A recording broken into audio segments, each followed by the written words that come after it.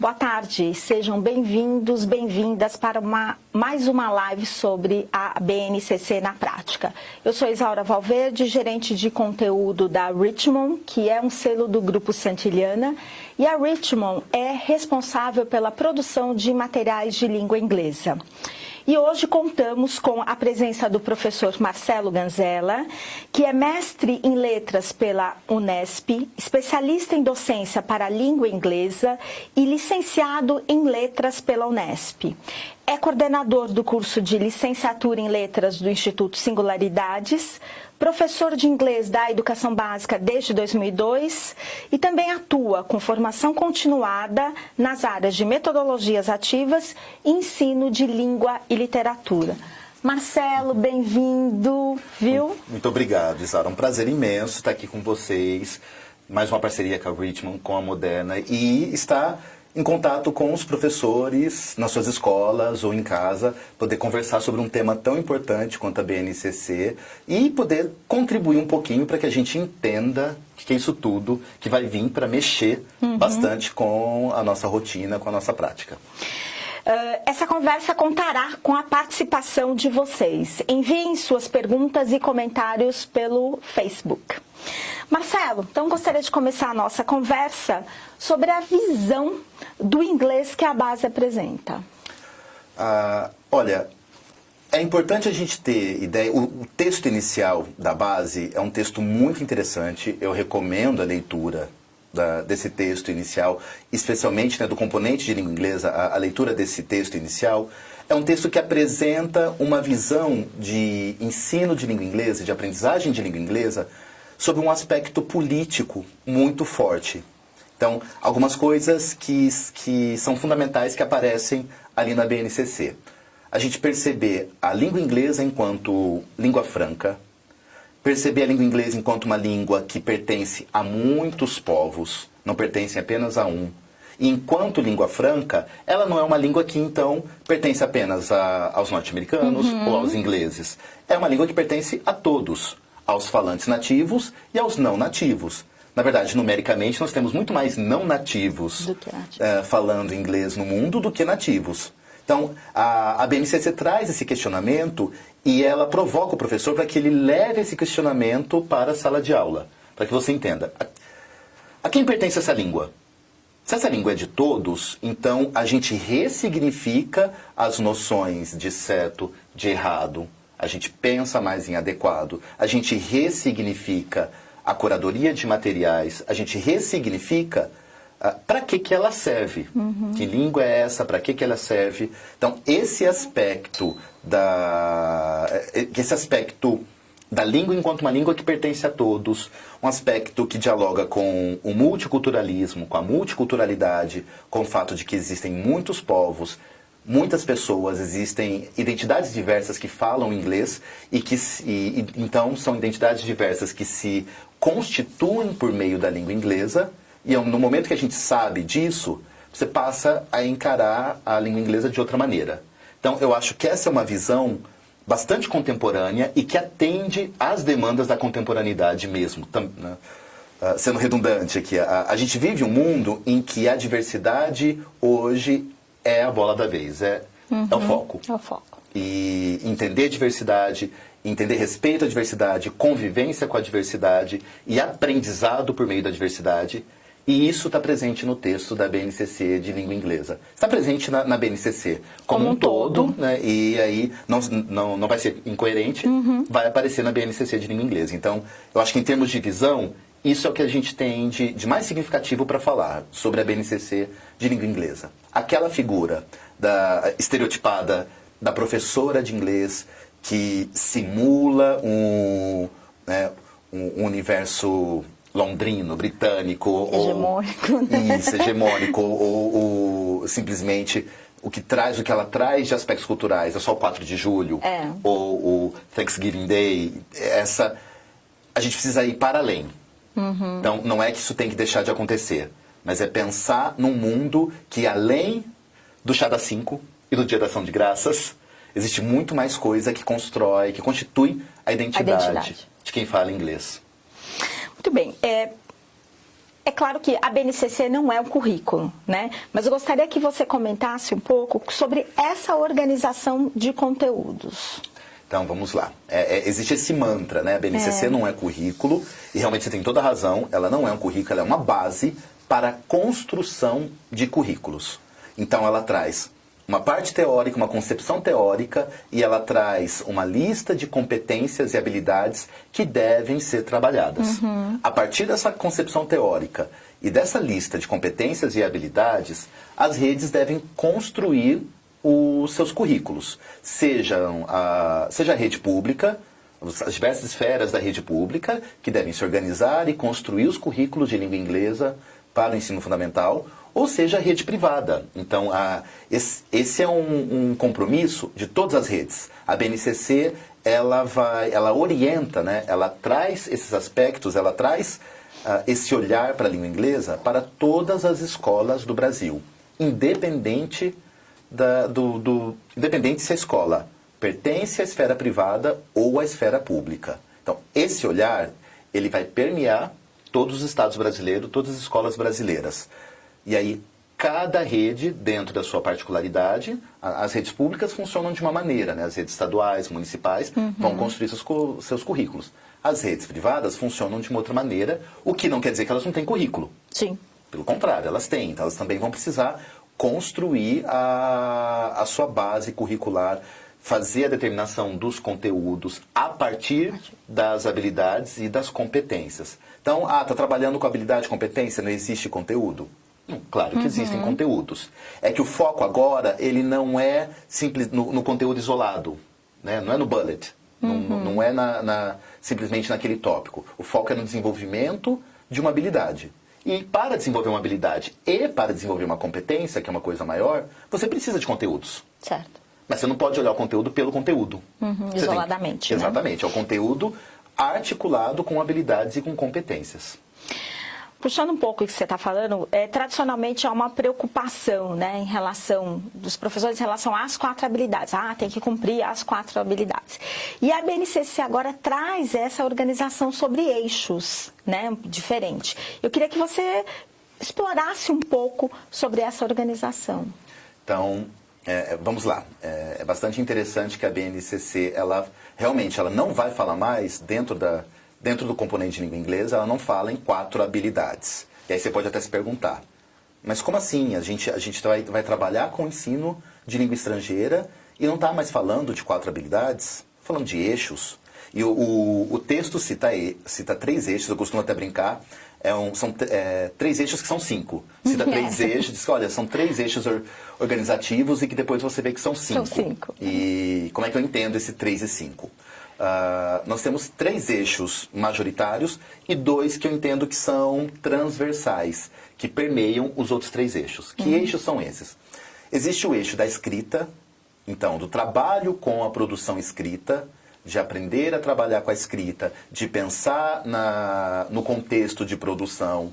Tudo questões que, na verdade, desde os PCNs, lá no final dos anos 90, os professores já estão acostumados. Então, a gente vai trabalhar com produção escrita, com pensar no contexto, pensar com para quem eu estou escrevendo, vai pensar em adequação da linguagem, vai pensar no significado da correção. Essa correção, ela diz respeito ao que exatamente? Então, se eu estou comunicando com um grupo X, que aspectos linguísticos são significativos para a correção? Se eu estou me comunicando com um grupo Y, são outros aspectos linguísticos. Então, um eixo é o eixo da produção. Nós continuamos ensinando nossas crianças e adolescentes a escreverem em língua inglesa. Um segundo eixo é o eixo da leitura. Também, nós continuamos desenvolvendo o trabalho com leitura de texto, com leitura do contexto, acionando conhecimentos prévios, acionando conhecimento de mundo. Continuamos com o trabalho por meio de gêneros textuais, de entender as características do gênero, de fazer o uso desses conhecimentos do gênero para avançar na interpretação do texto, de entender as suas intencionalidades. Então, esse é um trabalho que a gente já faz na sala de aula e vai continuar fazendo. Então, nós temos o eixo da escrita, o eixo da leitura e o eixo da oralidade. Essa é uma novidade na BNCC, que na verdade já estava nas orientações curriculares para o ensino médio, no começo dos anos 2000, que é entender a oralidade como algo maior. Ao invés de dividir em agora é momento de fala, agora é momento de escuta, nós trabalhamos com a oralidade de uma maneira mais ampla, articulada, mesmo porque o contato com a língua inglesa oral hoje é muito diferente do que era nos anos 90, nos anos 80, quando a gente tem o boom da abordagem comunicativa e que está muito claro, né, também o que é speaking e o que é listening. Então agora a gente tem esses 3 eixos. E os outros 2 que eu vejo como transversais é o eixo dos aspectos linguísticos, trabalho com a gramática, que tende a atender ao desenvolvimento da oralidade, da leitura e da escrita, e o eixo da interculturalidade, que tem a ver com essa concepção maior da BNCC. Essa língua não pertence a um único povo, o multiculturalismo é uma questão muito importante para ser discutido na escola, então a interculturalidade, esses aspectos interculturais, eles devem aparecer em todos os eixos. Quando a gente for trabalhar com leitura, é trabalhar com leitura no aspecto multicultural e trazer referências multiculturais. Quando formos trabalhar com escrita, quando formos trabalhar com oralidade, a multiculturalidade tem que estar presente. E aí, puxando um pouco sobre isso também, eu queria voltar um pouquinho à questão da multimodalidade. Sim. Né, que acho que está muito presente na base. Como é que você vê isso? Como é que você vê esse trabalho que o professor pode desenvolver na sala de aula? A questão da multimodalidade também é uma demanda da contemporaneidade. Então, isso é um outro aspecto que a gente também precisa considerar.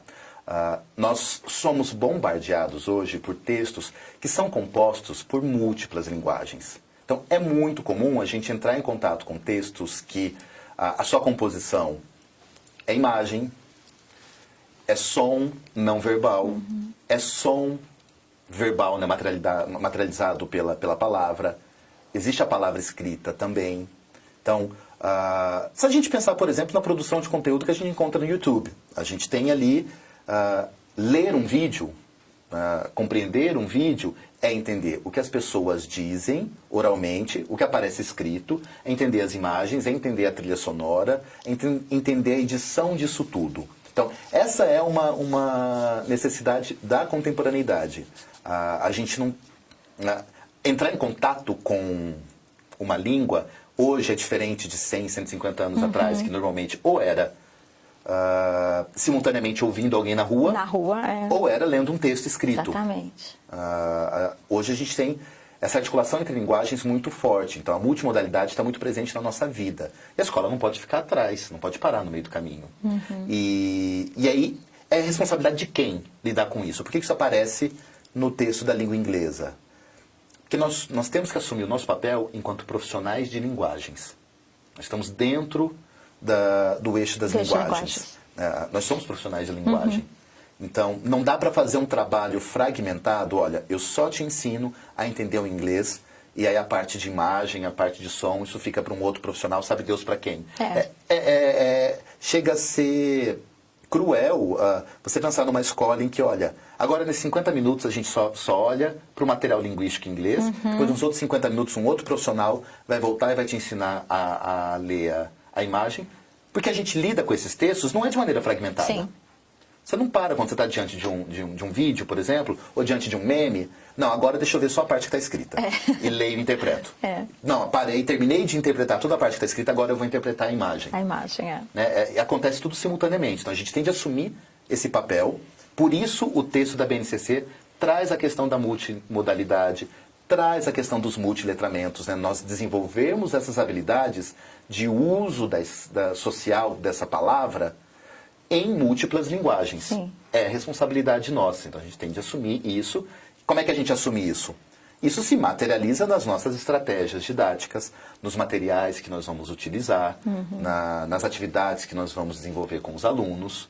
Então, é por meio da nossa prática no dia a dia que a gente vai poder desenvolver essas habilidades e a gente vai poder preparar melhor nossas crianças e adolescentes para esse mundo multimodal no qual ele já está inserido. Ele já está inserido, é isso que eu ia colocar. Ele já está inserido nesse mundo, né? Então, é parte do trabalho do professor também se adequar e a preparar. Isso acho que vai agregar muito às aulas. Eu acho que foi muito bom ter isso. Eu acredito que isso seja um avanço muito grande. Ele está inserido e não tem nem um momento para você falar, não, mas é só o adolescente, não, é só com 14 anos. Gente, quem tem criança em casa com 2, 3 anos, e você entrega um tablet, entrega um celular, você já sabe que ele consegue entrar no YouTube, ele consegue escolher os vídeos que ele quer assistir, ele consome conteúdo já.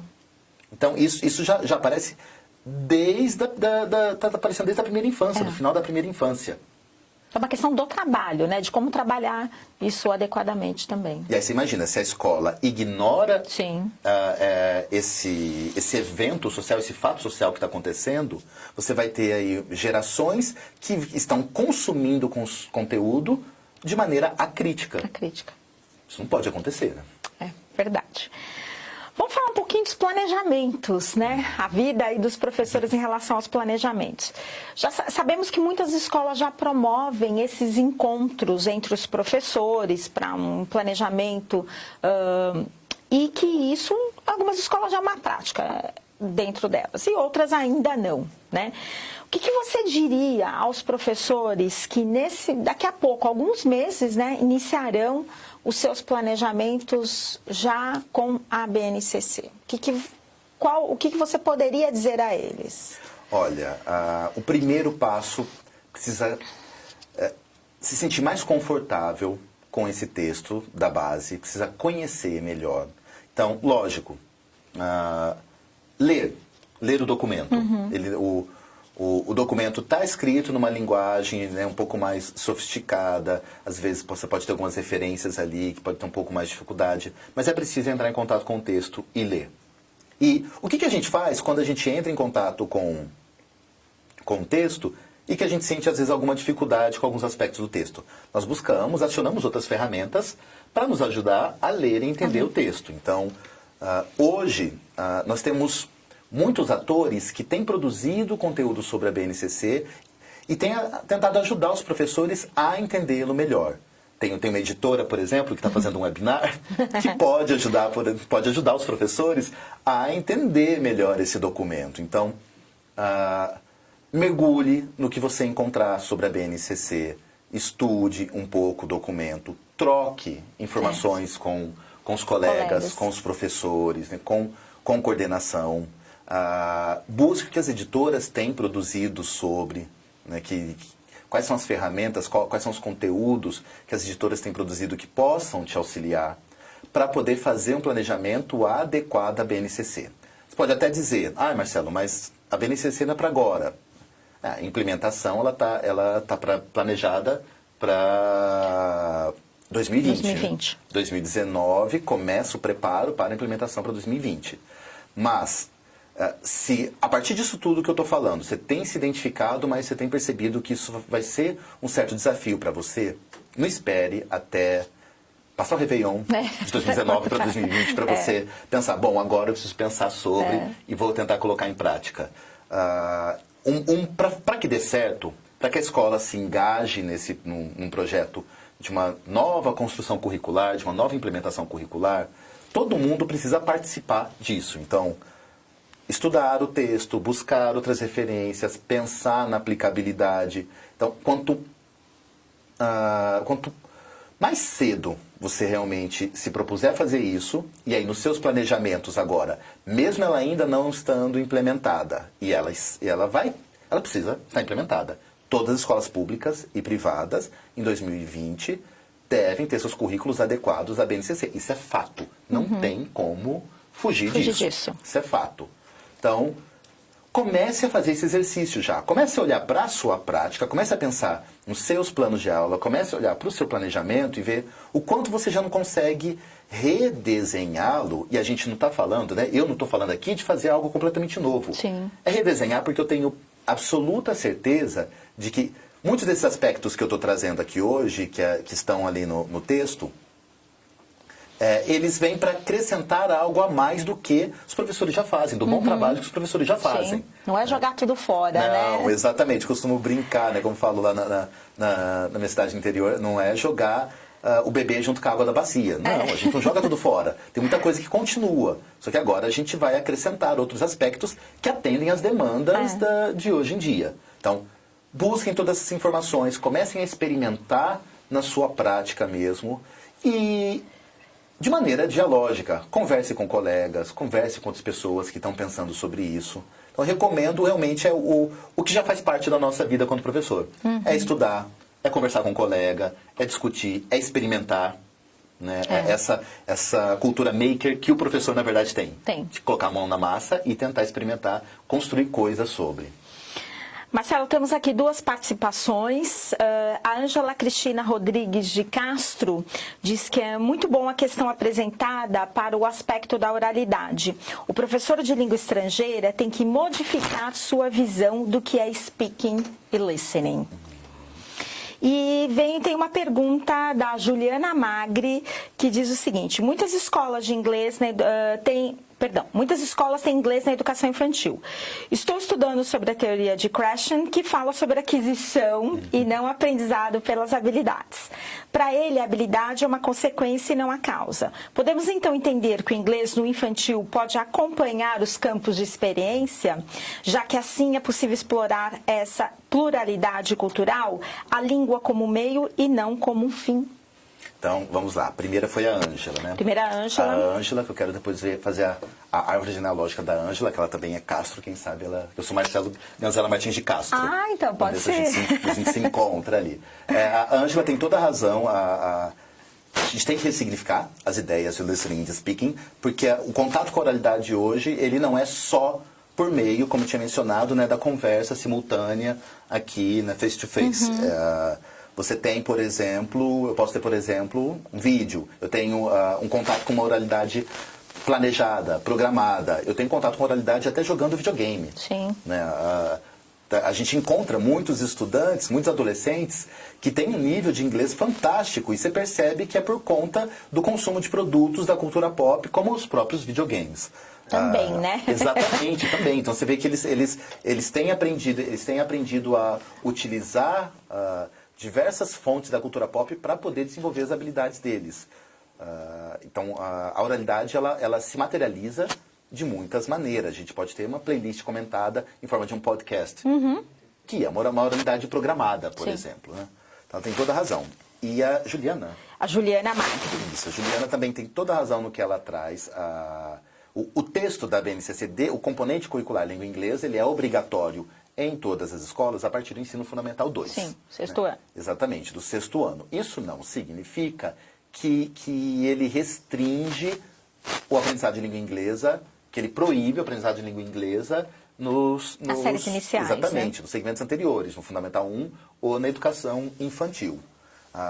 O que acontece com a BNCC se ela constrói um texto já falando inglês da educação infantil? De certa maneira, ele pode ser interpretado como uma obrigatoriedade. E a gente está falando de Brasil, de uma variedade muito grande de escolas, de recursos, de pensamentos de como se desenha a escola. Então, não dá para obrigar todas as escolas a terem inglês a partir da educação infantil. Isso não quer dizer que a concepção do que a BNCC de inglês traga, ela seja conflitante com o que acontece nos segmentos anteriores. Então, o movimento que é preciso ser feito é realmente o que ela já está fazendo. A Juliana está de parabéns, de olhar para a concepção de campos de experiência que está lá na educação infantil e promover esse diálogo com o que o documento de língua inglesa está falando ali a partir do ensino fundamental 2. A gente não pode ter, no caso da língua inglesa, como não tem esse documento nos segmentos anteriores, uma escola esquizofrênica que faz uma coisa na educação infantil. Fundamental 1. No Fundamental 1 faz outra coisa e chega no Fundamental 2 faz outra. Pelo contrário. Então ela já está promovendo um exercício fantástico de encontrar esses diálogos, de pensar dentro dos campos de experiência. Tem toda a razão. E se você olhar profundamente para os documentos, vai perceber, né, para esse documento todo, vai perceber que esses diálogos são possíveis. Porque o que a BNCC se propõe é isso, é uma fundamentação mais profunda que promove o diálogo com essa escola inteira. Educação infantil, ensino fundamental indo para o ensino médio, né? A gente está no texto provisório do ensino médio também, e permeando todos os componentes curriculares. A ideia é, falamos da mesma coisa, com as particularidades de cada segmento, de cada área do conhecimento, mas nós estamos dentro de um único projeto de formação. De formação. Pensando nisso, no que você entrou agora, propostas interdisciplinares, vamos falar um pouco disso. Pensando nisso que você veio agora, desse trabalho com as outras disciplinas. Com quais disciplinas você acha que esse alinhamento seria possível? Bom, nós da área de língua inglesa, na verdade, sempre fomos muito privilegiados na questão da interdisciplinaridade. Né? Eu me lembro que esse não é um tema novo. Sim. Eu me lembro do meu primeiro ano de graduação na faculdade, de 1998, Semana de Letras, já tinha um mini curso ali falando sobre interdisciplinaridade na sala de aula. Somos de língua inglesa. privilegiados mesmo, Sim, né? porque justamente como a gente trabalha com... Nosso objeto é a língua, e a língua ela está presente em todas as áreas do conhecimento, então a gente consegue transitar. Então, nesse sentido, acho que a interdisciplinaridade ela não é um bicho de sete cabeças para nós. Agora, com esse aspecto de um trabalho intercultural e com um trabalho multimodal, a gente só vem a ganhar e consolidar esse movimento interdisciplinar. Trabalhar, por exemplo, com aspectos da história, com aspectos da geografia, com o trabalho mesmo com língua portuguesa, porque uma das competências, das 6 competências específicas da área de língua inglesa, é desenvolver uma consciência contrastiva entre línguas e perceber, né, os pontos de encontro e desencontros. Com a língua materna. Com a língua materna, exatamente. O quanto isso caracteriza a identidade de um povo. Né? Por que sintaticamente as nossas construções em língua portuguesa funcionam dessa maneira e em inglês funcionam de outra maneira? O quanto isso denuncia uma visão de mundo, uma construção identitária desse povo que fala essa língua. Então, trabalho dentro da área de linguagens, aí quando a gente pensa em multimodalidade, né, a gente pode nadar braçadas em diálogo com as artes. Com as artes, né? Por exemplo, mesmo com algumas áreas das exatas, com matemática.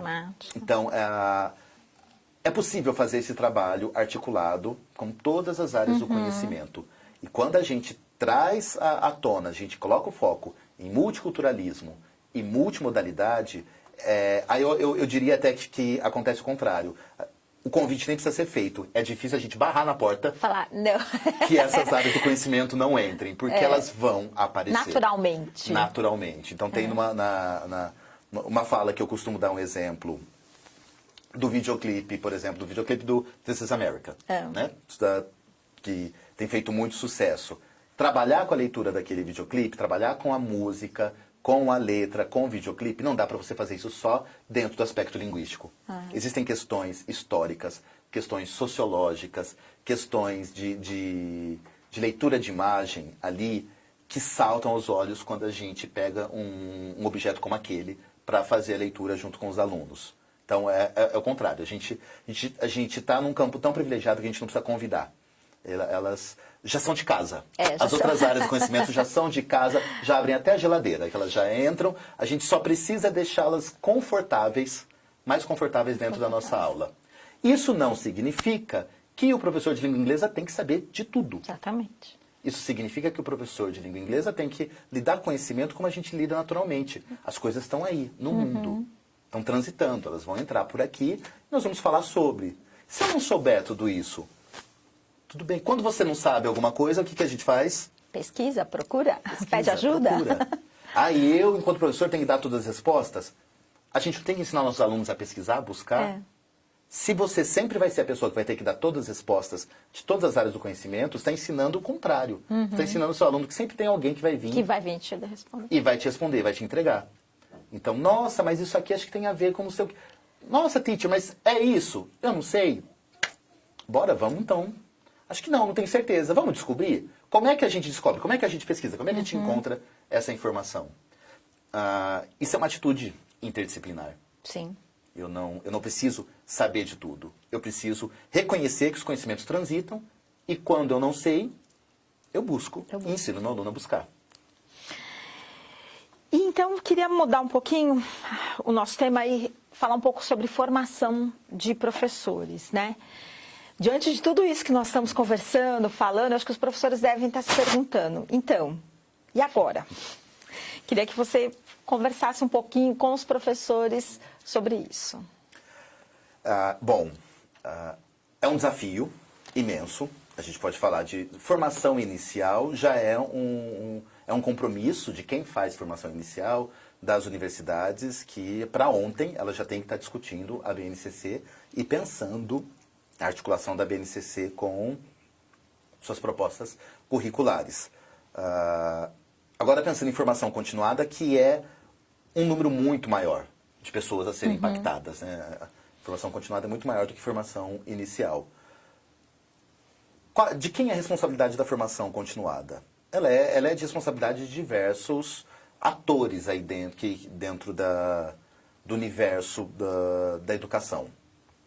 As redes e as escolas têm sua parcela de responsabilidade e devem assumir essa sua parcela de buscar momentos de formação em loco, né? Buscar momentos de formação em serviço para poder fortalecer sua equipe, fazer com que sua equipe se aproprie dessas questões da base. Então, as escolas vão precisar buscar e se organizar como fazer isso.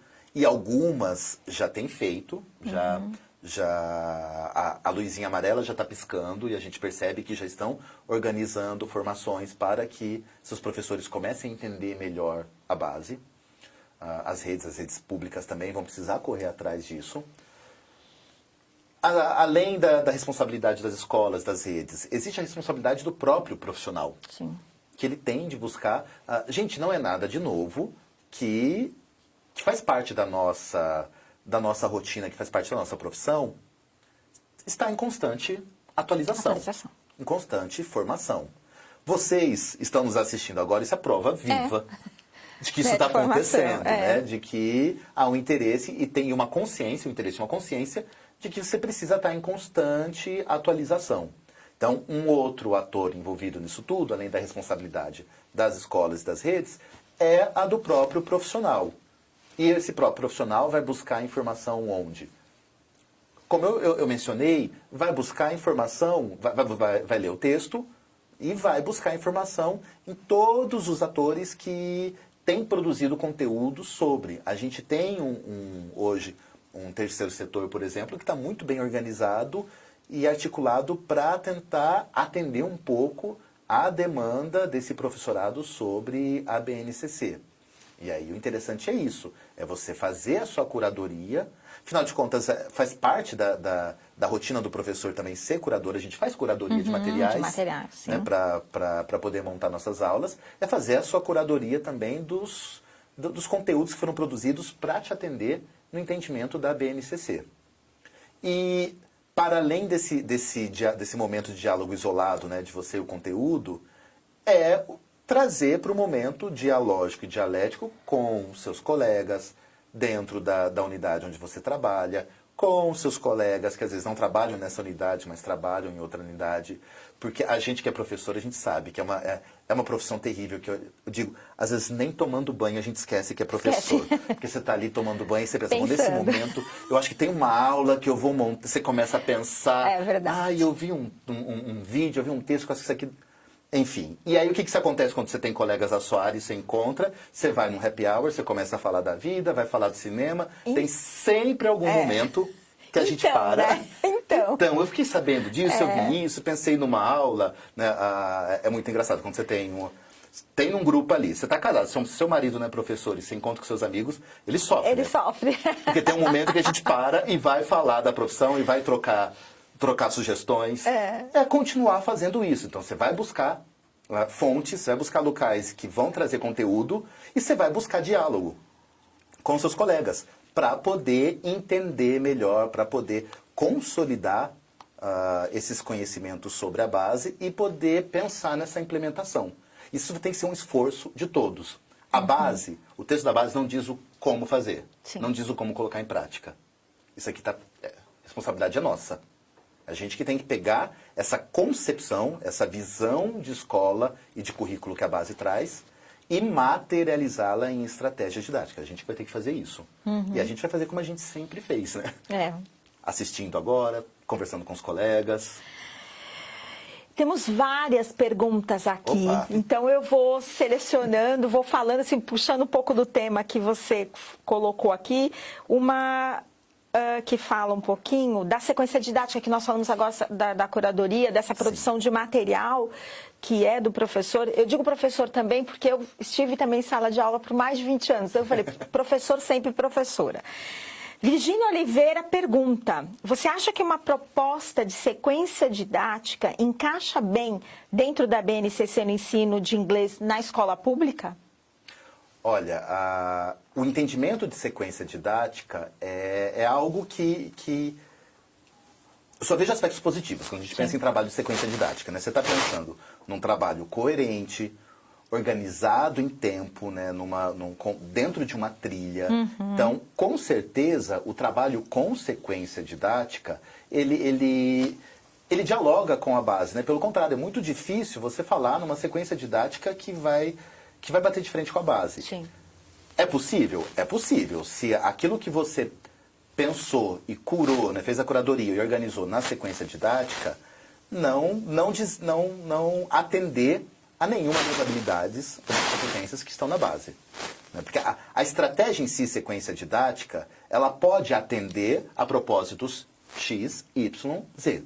Então, a gente deve continuar trabalhando com sequência didática, né? A gente aprendeu o quão benéfico é... E eficiente, né? Sim, o quão eficiente, o quão benéfico é, o quão produtivo é você pensar numa trilha muito mais organizada, com começo, meio e fim, com sequência de aulas que dialogam entre si. Então, de novo, a gente não joga o bebê junto com a água da bacia. Sim. O aprendizado que a gente traz do trabalho com sequência didática, ele permanece. O que a gente faz agora, esse trabalho com a sequência didática, deve atender à necessidade de desenvolvimento de habilidades e não puramente de apropriação de conteúdos. Então, a gente tem que pensar, agora é usar essa metodologia para pensar desenvolvimento de habilidades que estejam dentro de um guarda-chuva de competências mais amplas. Então, a estratégia continua sendo super benéfica. O que a gente precisa pensar agora é, ao invés dos meus objetivos serem aprender o que é isso, na verdade é aprender a ser capaz de fazer isso.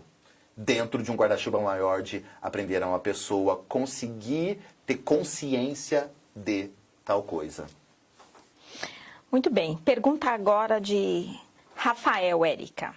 Como mudaremos o currículo da língua inglesa a fim de melhorar as perspectivas dos alunos quanto à visão de futuro e, além disso, mostrar de fato que, por meio do idioma ensinado, as coisas melhoram em todos os sentidos para eles? E qual a resposta da BNCC para isso? A resposta da BNCC para isso está em uma das competências, acho que não só uma, talvez poderia até dizer em mais, de uma das competências do componente curricular de língua inglesa.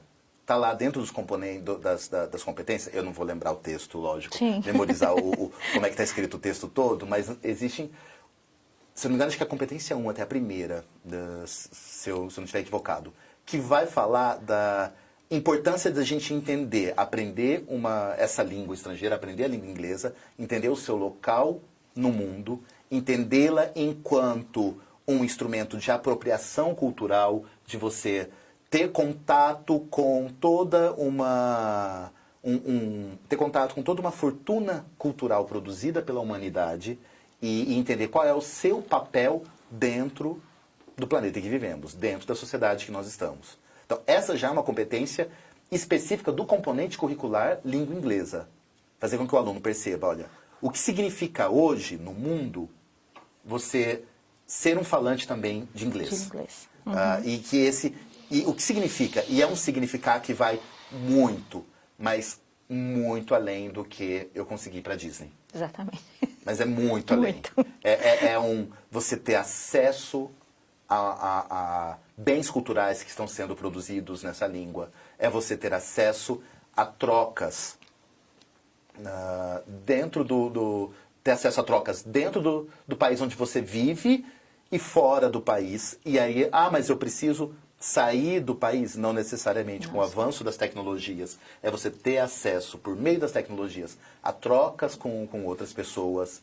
É você entender que essa língua não pertence só ao outro, que também pode ser sua, também pode compor a sua identidade. Então, se a gente visitar as competências, essas 6 competências que estão ali no começo do texto, nós vamos perceber que a ideia é de você só tem a ganhar e a enriquecer a sua identidade ao aprender língua inglesa. Então, quando isso aparece textualmente como uma das competências a serem desenvolvidas, a BNCC já está dizendo muito claramente qual que é o papel da língua inglesa na escola.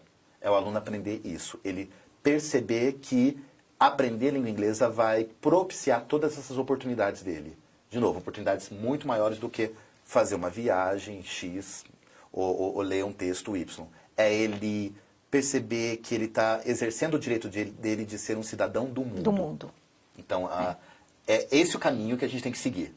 Porque se a gente não fizer isso, vai para o lado contrário, vai para a sua negativa. Você está privando essa criança, esse adolescente, de ser um cidadão do mundo. Michele Ferreira. O inglês é uma língua global. Creio que este seja o motivo de os conteúdos serem interdisciplinar. Mas isso não garante o trabalho conjunto com educadores de outras áreas. Garante? Não, mas, Michele, é como eu comentei, né, quando a gente fala em um trabalho em equipe, isso demanda engajamento da equipe. Então, existe aquilo que diz respeito a você, a sua vontade, a sua disposição do trabalho em grupo, mas o trabalho em grupo só funciona quando o restante do grupo também participa.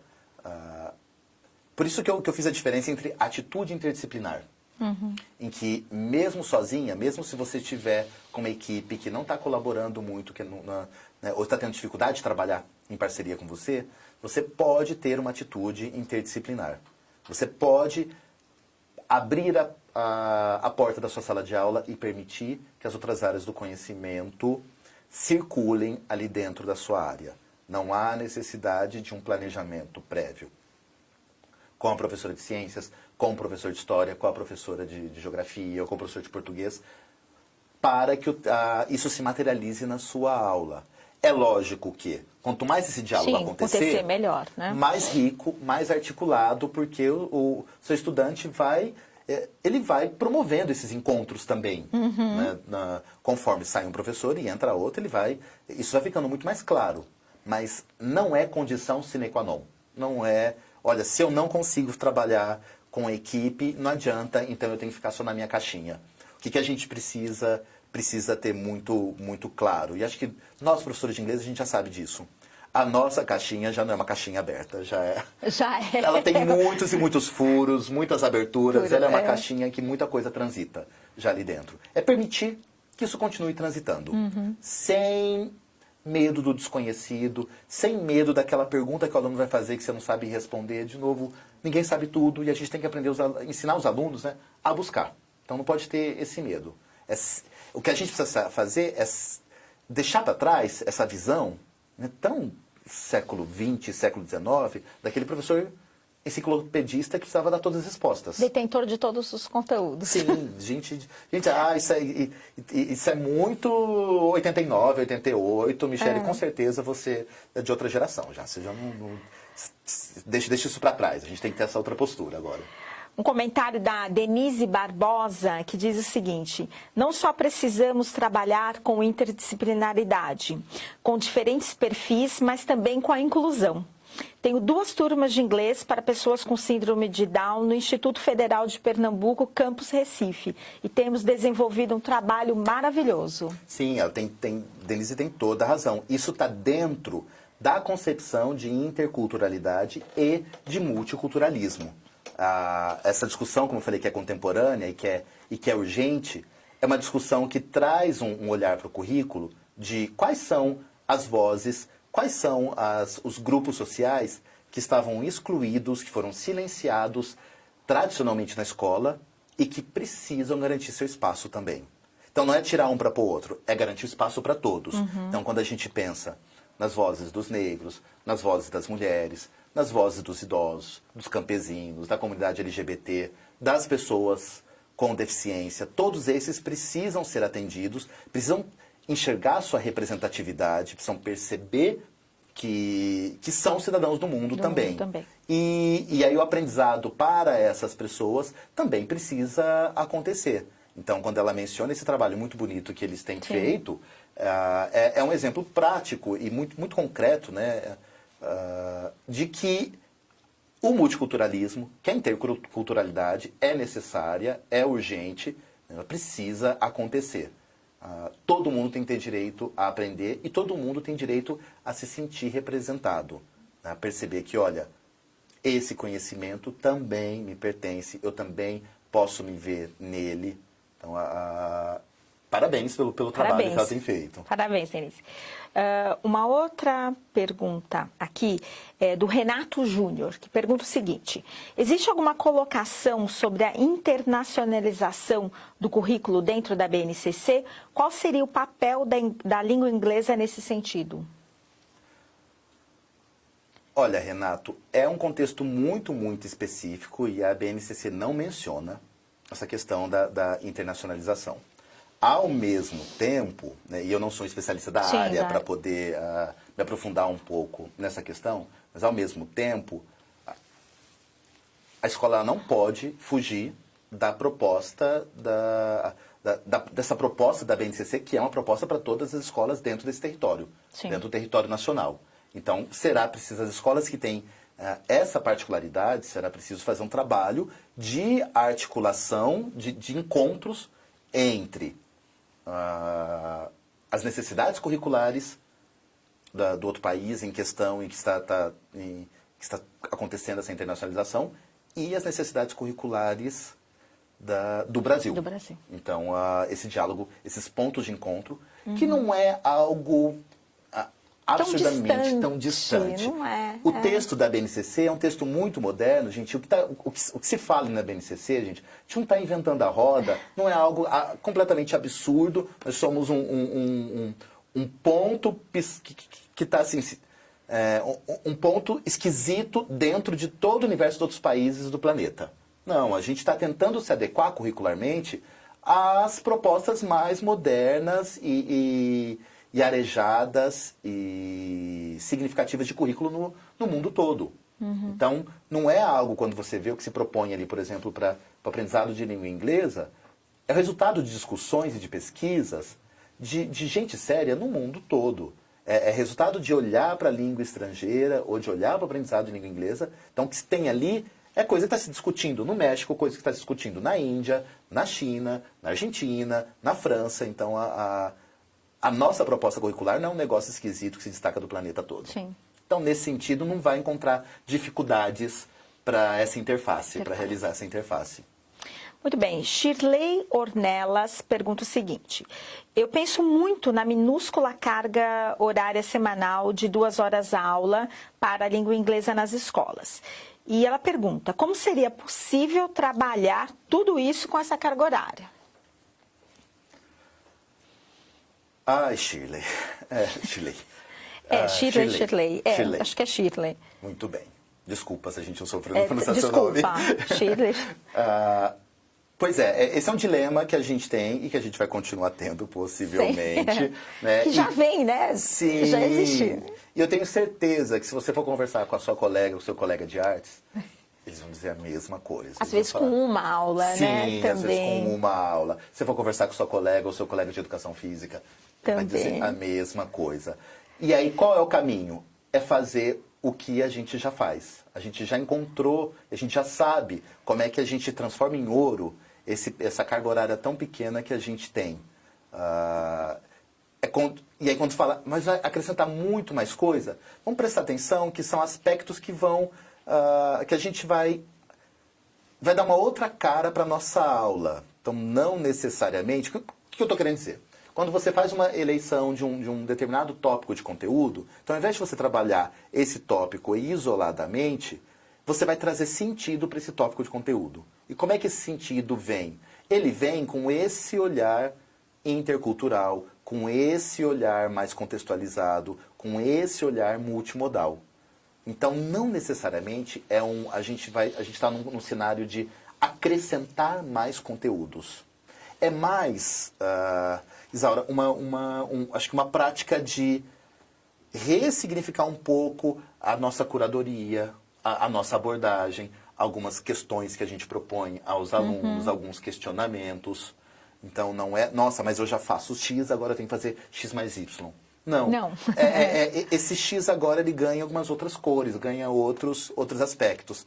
Se a gente encarar dessa maneira, isso acalanta muito mais o nosso coração, isso nos acalma um pouco nessa ansiedade que, meu Deus, agora eu tenho que dar conta de muito mais coisa. É revisitar tudo isso que você já faz e ali realmente você vai encontrar as habilidades, as competências, você vai dizer para você mesmo, mas isso eu já faço, sim, eu já faço. Sim, né? E agora eu já faço e acrescento mais isso, mais aquilo. Agora eu faço dessa maneira. Muito bem. Érica pergunta: sabemos que a educação pública está estagnada quanto a materiais e recursos de trabalho. O que faremos diante dessa realidade para ensinar a língua inglesa? Recursos estes que preciso levar de casa. Ela fala uma realidade, como, por exemplo, cópias, recursos audiovisuais. O que acha desse panorama tão diferente da teoria que mostram por aí? Eu entendo perfeitamente o que você está falando, Érica. A minha carreira, né, como professor de língua inglesa majoritariamente foi na escola pública, em diversos contextos da escola pública. A gente tem hoje, com o avanço das tecnologias e a própria popularização e um acesso mais fácil a novas tecnologias, a gente tem que talvez começar a fazer uso dessas estratégias. Então, eu entendo perfeitamente que é difícil, mas mesmo dentro dessa dificuldade, a gente encontra caminhos.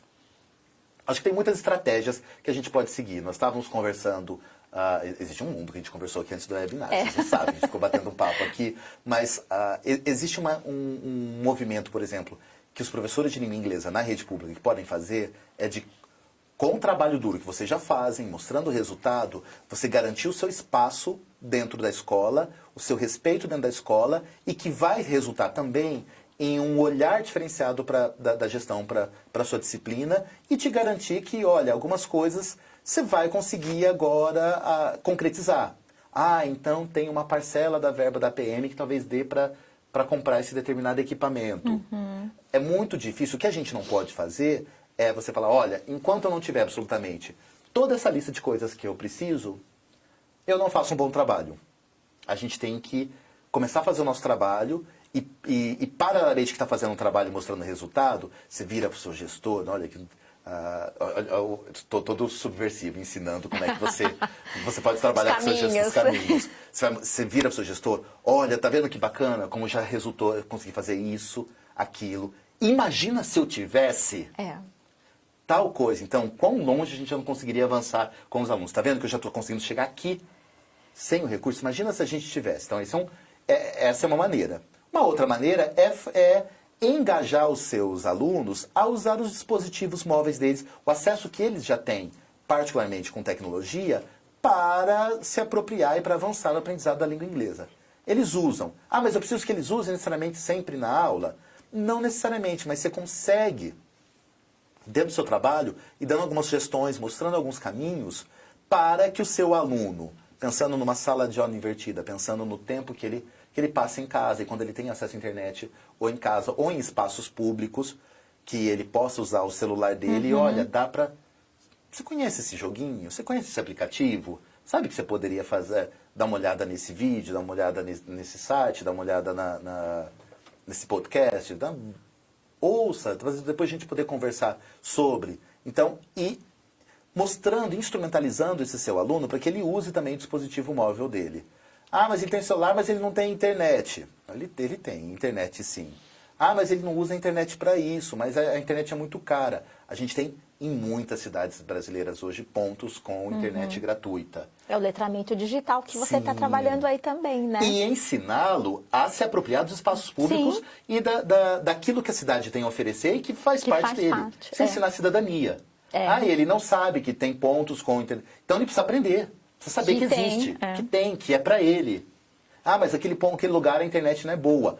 Ótimo, então a gente vai ensiná-lo, se o poder público está oferecendo alguma coisa, um produto, o produto não está bom, como é que você reivindica o produto bom? Então, não tem problema que não possa se tornar numa situação de aprendizagem. Sim, Com vem daí a certeza. problematização, né? Exatamente. Vem muito de encontro agora com a pergunta que Jake faz. Sou professora de português, Jake FG. Sou professora de português e inglês e estou gostando, que bom. Dá exemplos práticos de como correlacionar a BNCC na prática, exemplos de atividades. Puxando o que você estava explicando isso agora, exemplos de atividades que podem acontecer, né? Que não precisa ir muito mais além do que já faz. Então, você... Exatamente, já que fico super pode feliz, pensar? ó, que tá gostando também. A gente fica feliz, está gostando também. Entre em conta, vamos aproveitar toda a produção, por exemplo, multimodal e multicultural que existe hoje nas redes, que especialmente que os jovens entram em contato e produzem. Então, uma outra dica que eu posso dar e que eu acho que é muito importante é a gente começar a sondar mais, estar mais em contato com as manifestações culturais juvenis, com os produtos da cultura pop, com aquilo que os jovens têm consumido.